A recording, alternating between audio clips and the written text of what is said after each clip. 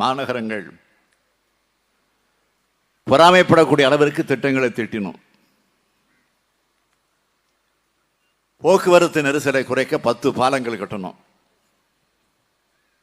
மாநகராட்சியினுடைய பள்ளியினுடைய கல்வியின் தரத்தை உயர்த்தி மாணவர்களும் பெற்றோர்களும் சீட் கிடைக்க காத்திருக்கக்கூடிய சூழலை உருவாக்கணும். முதலா மழலையர் வகுப்பு தொடங்கப்பட்டுச்சு. குப்பை இல்லாத சென்னையை உருவாக்கணும். திடக்கழிவு மேலாண்மைக்கு முக்கியத்துவம் கொடுத்தோம். புதிய பூங்காக்கள், சாலையோர பூங்காக்கள், கூவம் கரையோர பூங்கா, விளையாட்டு திடல்கள், உடற்பயிற்சி கூடங்கள், மாணவர்களுக்கு மடிக்கணினி, சென்னை தெருக்களுக்கு அன்னை தமிழ் பெயர், மூத்த குடிமக்கள் சிகிச்சை மையம், மாநகராட்சி கணினி மையம், இப்படி சென்னையை